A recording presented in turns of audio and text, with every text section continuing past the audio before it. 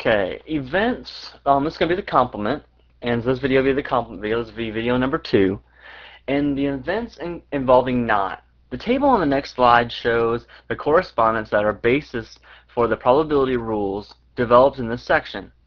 For example, the probability of an event not happening involves a complement and subtraction. So it's not there, it's not occurring. And we looked at an example here on the previous page when we talked about a number other than 3. So we wanted anything besides 3. So that's an example where we could have used the complement, but it was just as easy to solve it directly. So in this table, this is some symbols that you're going to come across. You might want to have this available for yourself. It's in your textbook in section 12.2. These are just basic symbols that you might see and what they mean. Right now, we're focusing on the complement. We will later be talking about or, and in section 12.3, we'll be talking about and. Okay, so we're going to cover all 3 of these different pieces, but at different times. Okay, remember with complement, it's basically talking about subtraction. You're taking the probability of something not happening and you're looking at the probability that it does happen, and you're subtracting the probability. You're taking away the whole, you're taking the sample space and taking away the probability that it does happen to find the probability that it does not happen. Whew, that's a mouthful. So that when you take the 2 probabilities, the probability of it happening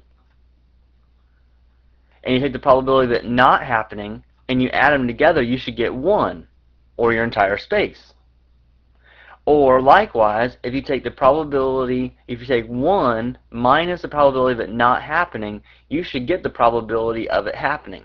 So we'll come back and kind of talk about that concept here in a moment. So we have an example.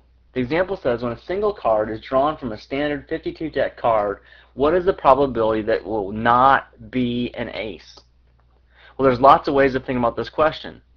And the main thing to think about here is well, what's the probability of it being an ace? So first thing is, let's just say, what's the probability of getting an ace? Well, the probability of getting an ace is 4 out of 52. So that means that the probability of not an ace is going to be 1 minus that 4 out of 52.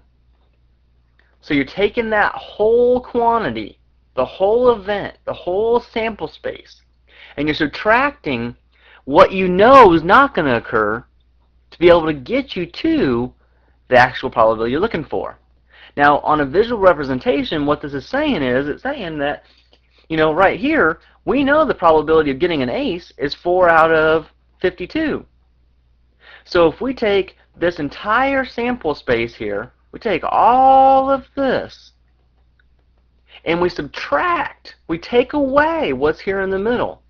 So we take away all of the stuff right here, and those are the things that we know, those are the aces, and we take that away, that'll leave us with the not aces, or whatever's left over. So let's see what they said. Oh, look at that. The probability, so that's 1 minus probability of an ace, so that's 1 minus 4 over 52, which is 48 over 52. Alright, if you forgot, you have to have a common denominator in order to subtract. So remember that a common denominator in this case would be, you would have to rewrite this as 52 over 52 minus, oops.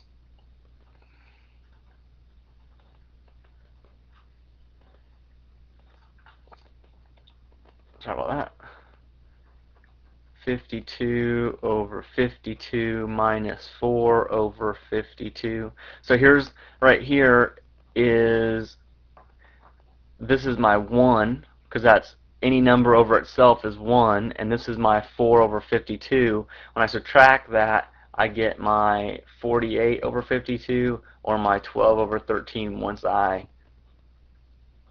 simplify.